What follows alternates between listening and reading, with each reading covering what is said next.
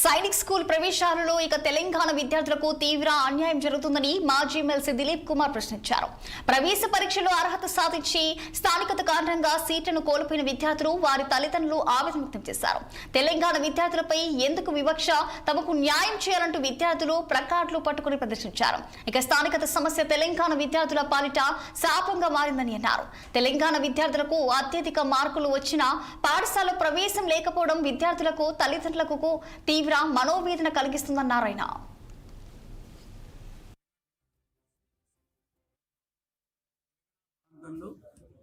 Highest marks తెచ్చుకున్న మన విద్యార్థులు కూడా అడ్మిషన్కు నోచుకునే పరిస్థితి వచ్చింది. 288 మార్క్స్ వచ్చిన పిల్లవాడికి అడ్మిషన్ రావట్లేదు. 138 వచ్చినోడికి వేరే రాష్ట్రానికి వస్తుంది. ఇక్కడ సైనిక్ స్కూల్ లేకపోవడం కొత్త నిబంధనల వల్ల, యాక్చువల్లీ లాస్ట్ ఇయర్ నిబంధనలు లేవు. కొత్త నిబంధనలు పెట్టడం వల్ల ఈ నిబంధన ఏమిటంటే నాన్ లోకల్ కింద ఈ పిల్లలు పొడిపడాల్సి వస్తుంది. అసలే తెలంగాణకు సుదీర్ఘకాలంగా అన్యాయం జరుగుతుందంటే ఆ సైనిక్ స్కూల్ వ్యవహారాలు కూడా న్యాయం జరిగే పరిస్థితి ఏర్పడింది.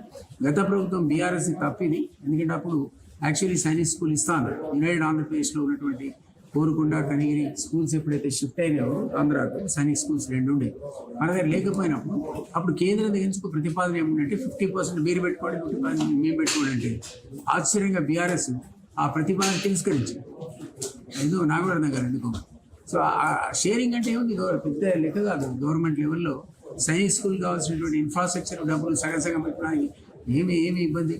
అది బీఆర్ఎస్ ఒక 10 ఏళ్ళు పుణ్యకాలం పోగొట్టుకుంటే ఇప్పుడు మళ్ళా మన కొత్త ముఖ్యమంత్రి గారు ఆ ప్రతిపాదనకు అంగీకరించినది విన్నా నేను. ఈయన కూడా మరి 2.5 ఏళ్ళేది. ఒకటి ఆయన అడిగింది కొడంగల్ని అడిగాడు, పోతే పోనీ రాష్ట్రంలో వస్తుంది దాన్ని కొడంగల్ని తెచ్చుకో. కానీ ఇంత టైం పట్టకూడదు కదా. నీకు ఇంతమంది ఎంపీలు ఉన్నారు, నువ్వు గోవా ఇచ్చండి. నాకైతే తెలిసి ఆయన అడిగిన రిప్రజెంటేషన్స్లో చాలా రిప్రజెంటేషన్ ఇచ్చాడు. మధ్య కాదు 1,32,000 కోట్లు డిమాండ్ చేసాడు. పోయి కేంద్రాన్ని ₹1 కూడా అల్పడాడు.